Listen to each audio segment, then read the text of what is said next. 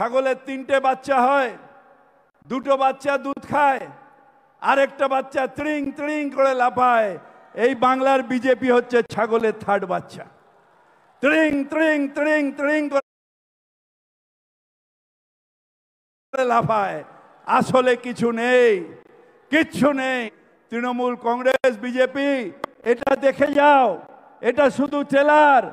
দেখে যাও এখানে যত লোক আছে তার 3 গুণ কলকাতায় আছে, আর কলকাতায় আজকে যত লোক আছে তার 100 গুণ লোক বাংলায় বিভিন্ন জায়গায় আছে। যদি হেঁটে শুধু পার হয়ে যায় লোক, তোমরা কোথায় যাবে ঠিক হয় না। প্রত্যেক ব্যাপারে বাঙালির অপমান, বাংলার অপমান, এই অপমানের বিরুদ্ধে নিশ্চিতভাবে লড়াই করতে হবে। আমরা সবাই একসাথে থাকবো। এই বাংলার মাটি আমাদের শিখিয়েছে হিন্দু, মুসলিম, শিখ, ইসাই, আমরা সবাই ভাই ভাই একসাথে থাকতে চাই। বাংলা গড়েছি, ভারত গড়তে চাই।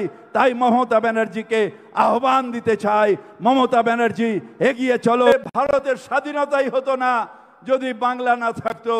যদি বাংলায়, আজকে বাংলা দুর্ভিদ্য, বাংলাকে অপমান করবেন না। বাংলা যদি ভারতের স্বাধীনতা আনতে পারে, আপনাকে নরেন্দ্র মোদীর সরকার আপনাকে পার্লামেন্ট থেকে তুলে ফেলে দেওয়ার ক্ষমতাও এই বাংলার আছে, এবং সেইটা হবে। এদের কিছু বলতে চাই না। মমতা ব্যানার্জির নামে কুৎসা করে এদের কিছু বলতে চাই না।